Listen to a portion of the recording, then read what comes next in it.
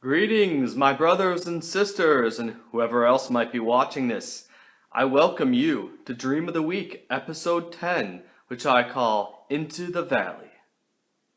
If you haven't been watching these before, my name is Alexander, and I'm here to talk about dreaming. This is brought to you by what we call the Dreamwalker Memoirs. Check out our YouTube channel for various other videos and even links to the blog with some articles on it. Before we go any further, let's begin with a narration of the dream itself.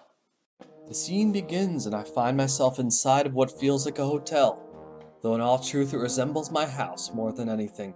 Here are various people from a spiritual group I belong to, attending meetings about the group and its teachings and engaging in discussion.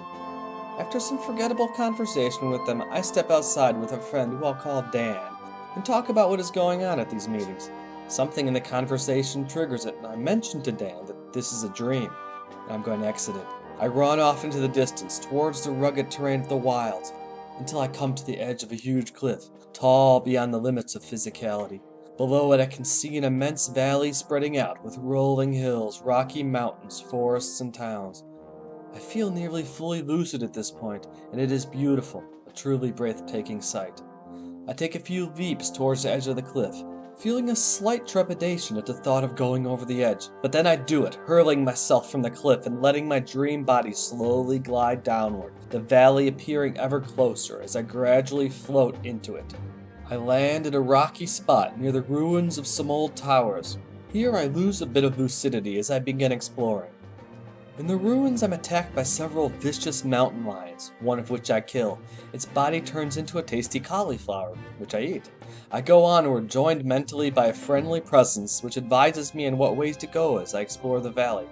After several more minor adventures, I explore further, seeing the many beautiful structures built here, the detailed system of trains and tracks that leads all across the valley and its various towns.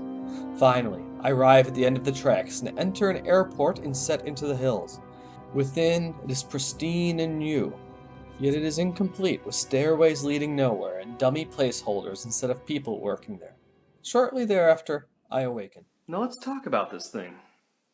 What we have here, at least from my perspective, is an example of a fairly typical lucid dream of the type I have.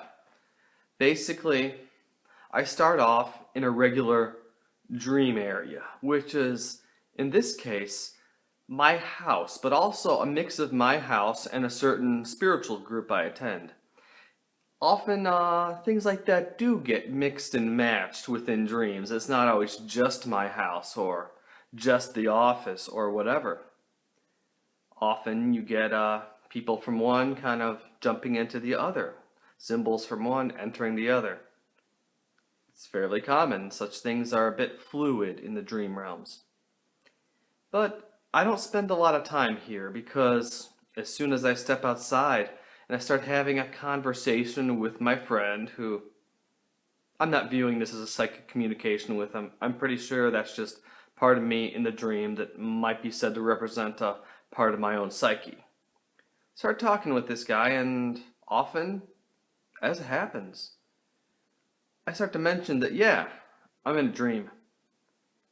And when this happens, I get this moment of rushing energy, this moment of realization that, yeah, this is a dream. I can go out there and explore and do awesome things.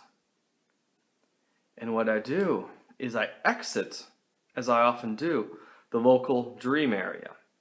And then I find myself in this sort of wildernessy area, and I keep walking until I get to the edge of this huge cliff.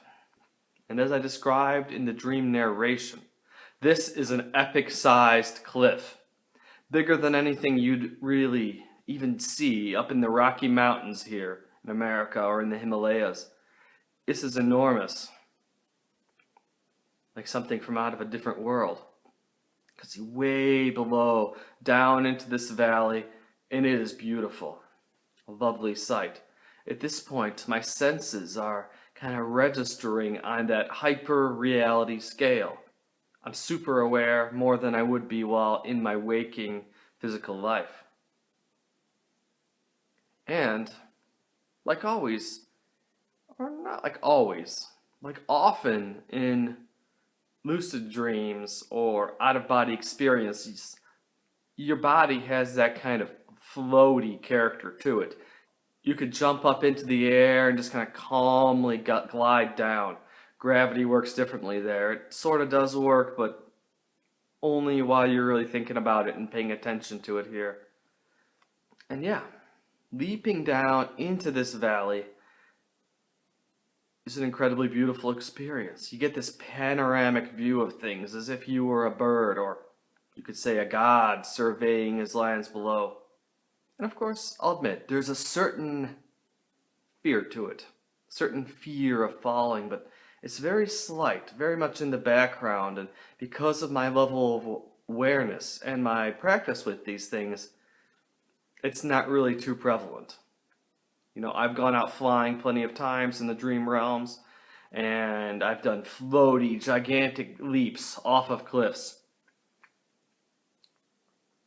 I know one of the more common dreams that people experience is a dream of falling.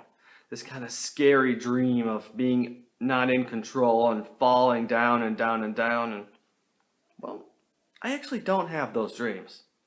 Maybe I had them once or twice as a kid until my mind just kind of clicked into this mode of being a lucid dreamer. And since then, I'm not going to fall to my death in a dream, I know that. I'll just take on an avatar that could fly or that's indestructible. I learned this as a child and I continue to practice it today. Basically, I wanted to share this dream with everyone because this is a common dream experience for me. Probably once every week, once every 2 weeks, I just kind of have one of these brief lucid dreams without trying to do it. Without setting the intent earlier that night to have a lucid dream, and I don't do any techniques to induce these. I've just gotten used to them enough that they happen. Once you've become what an author I'm reading called Robert Moss calls an active dreamer, meaning that you're aware of your dreams, you remember your dreams, and you have a degree of control over them, then I think that lucidity will start to come naturally to you too, and you'll just find yourself kind of flipping into this lucid, super aware mindset pretty regularly.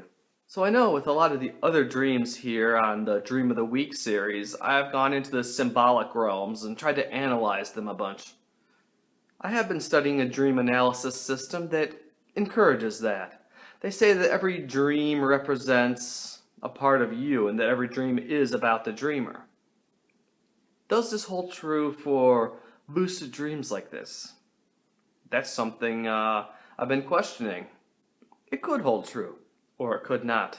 I'm of the mindset that dreams like this, where we become aware, where we become lucid and then exit our kind of local dream area, take us out of our normal state of mind, our normal subconscious state of mind, that is, where things can easily be analyzed.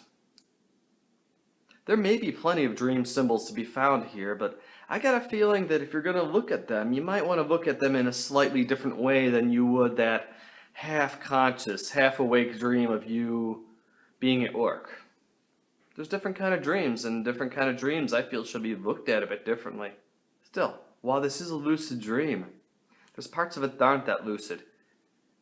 As I've seen a number of times, what'll often happen if I'm not super focused on my goals during one of these, which I wasn't here, is that I'll have moments of lucidity which will last as long as I remain fully focused, and then once I kind of lose focus or shift into a different part of that realm, my mindset will kind of drift down a level again to the point where, yeah, I'm somewhat aware that it's a dream still. I'm kind of acting on that mentality, but I'm not as aware as I was before.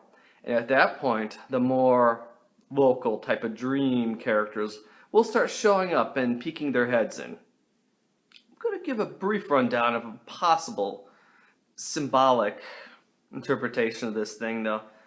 Let's just say it's about taking a leap consciously.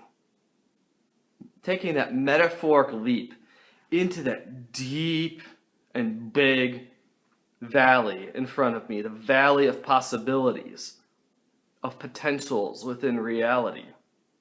In this case, within that subconscious reality of dreaming and non-physical matter. Just trying to say anything in that regard, it's don't be afraid of taking a risk, of leaping off that metaphorical cliff. Because there's awesome stuff to be had once you take that risk, made that gamble, and there's a lot of beautiful stuff just waiting there for me.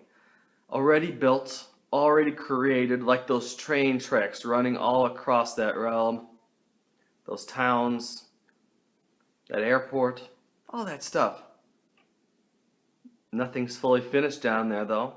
As we saw, the airport, that place that lets you transition between states, is still under construction.